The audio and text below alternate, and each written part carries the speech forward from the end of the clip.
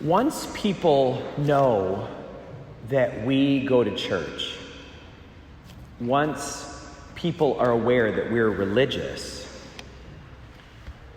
they're watching us. Have you felt that? Have you felt the gaze on you? And what they're looking for is, are these people the real deal, or are they phony? The word that they'll sometimes use if they're real suspicious is, are they hypocrites? And you know how that feels. You've actually been in that position yourself, I'm sure, where you're driving along and someone cuts you off and their car comes right in front of you. That's pretty bad. But if there's a Jesus fish emblem on the car, or a Pray the Rosary bumper sticker, that's a little bit too much.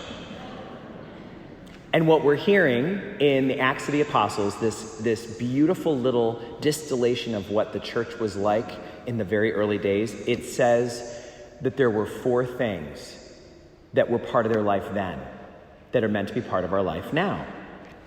It says, quote, they devoted themselves to the apostles' teaching, the communal life, the breaking of bread, and to prayer. So it's itemizing for us the things that people are looking for. These are the things that they are checking off. This is what we were told a Christian is. Let's see if you are this. Do we follow Jesus' teachings? Do we act like he acted? Do we demonstrate self-discipline or self-mastery in some way? And do we pray? If we have those 4 things, people are impressed. If we're lacking any of them, they might think we're pretending. Or worse, that we're phony. Or maybe worst of all, that we're hypocrites. So what people say, and this may feel completely unfair, is, listen, if you're going to be Mr. or Miss high and mighty with your hands all folded, you're not allowed to act like Tom, Dick, and Harry the rest of the time.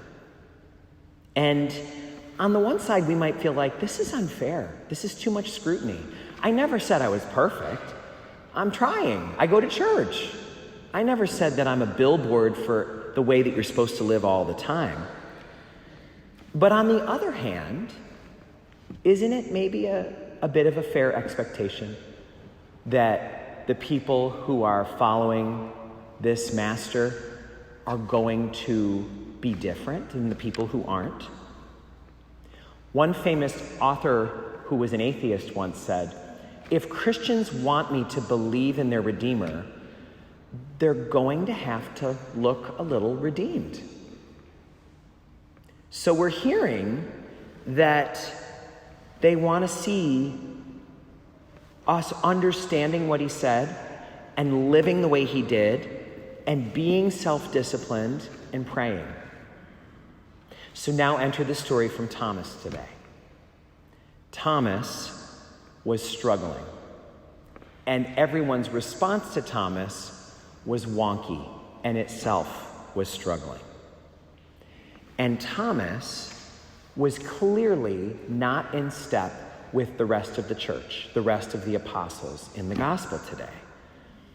And this is an opportunity for us to recognize that the problem the apostles had in walking this walk is very likely to be the same problem that we have.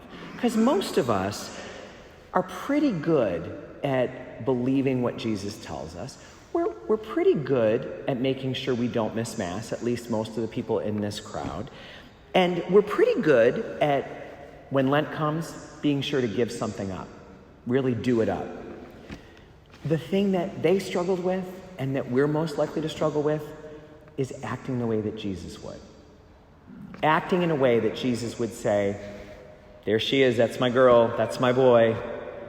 That's the struggle. And so even though he just rose from the dead, the apostles are facing their first test because Thomas comes and says, I'm not ready to believe in this yet. I'm not ready. And Jesus, we know from all the stories of his life, would meet a person in that position with questions and with love and with listening. He wouldn't jump in and condemn them. He wouldn't pile on them. Nobody had to lie to Jesus in order to impress him or pretend there's something else in order to win his attention. So Thomas tells them, guys, it's not fair. You all got to see him raised from the dead. You saw his nail marks. You saw that. I wasn't there. I don't know why I wasn't there, but it's not fair. How am I supposed to believe in this? And let's remember that this is so early on. We could imagine Thomas further saying, when I close my eyes, guys, I can't sleep, I can't eat. All I hear is the jeering of the soldiers. I saw what they did to him. I saw them put the sword into his side. I can't move on from that. You're saying that you saw him. I didn't get to see that. And what they did to him is not what Jesus would do. Okay, doubting Thomas. We've done that to him for 2,000 years. Oh, Mr. Doubts, Mr. I don't believe. And that's not what Jesus would ever do. And it is an indication of how hard it is sometimes to follow Jesus in every moment. And you know, these conversations happen to us, especially when we're dealing with someone we love who's having a problem that makes us uncomfortable. Like if one of our adult children comes to us and says, you know what, Mom, I'm having a real faith crisis. I don't know what I believe anymore. It can be very natural to say, I didn't raise you like that. It can be very natural to say, whatever happened to your faith? Sometimes because we're uncomfortable, we'll make a joke like, here comes the lightning, I'm backing up. And then there's other times that people will come to us with a very hard story. And whether it's true or not, we'll launch in right away with, don't worry, everything happens for a reason. Don't worry, shh, it's okay. Trust in God. Just trust in God. Don't let your faith waver. And there's a rule that I learned in seminary that is really good for all of us to learn. And it's this. When someone is experiencing trauma, when someone's in the middle of a crisis, you don't treat trauma with dogma. Does that make sense to you, right, when you first hear it? You don't treat someone's trauma with dogma. It could be that a person who's been through trauma is having a belief problem, but that's probably not the primary problem. And we shouldn't assume that we're in charge of their faith. We need to respond to people's trauma with care, with listening. One person has said, people can't find out anything about you until they know that you care about them. They can't care about your faith until they know that you care. So on this Feast of Divine Mercy, we are being introduced to this idea that takes Easter and puts it right into our lives. And it's very simple.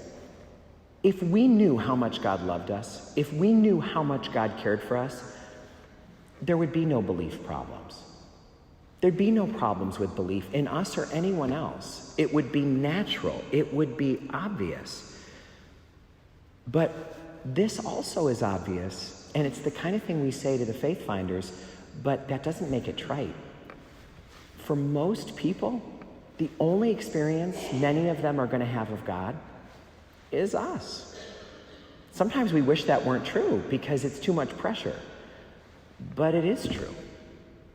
Many people are going to form their opinions about God by the experience they have with us. Maybe you've heard of Dr. John or Dr. Julie Gottman. They are relationship experts who've done tons of studies. And one of their studies reveals something really interesting and really challenging. They call it the 5-to-1 positive to negative interaction ratio. And they say this: if you have a bad interaction with someone, you have to have 5 good ones after that to get back on track. Oh, I wish that weren't true. You know how like in a relationship or a marriage, when you have a bad day and you snap, you think, well, the next day I'll be nice and then we'll be back to even. 5 days in a row. It's got to be 5 days in a row just to get back to where you were. Isn't that terrible news? But listen to this. It's bad news. That means that if somebody has a bad interaction with a Christian, they have to meet 5 wonderful Christians just to get back to where they were. It's a lot of pressure, but it's real. We know it from our own relationships, and so we know it's true in our lives. So maybe we need to go back to what was told to us by that one author who said, friends, if you want me to get to know your Redeemer, you gotta look a little bit redeemed.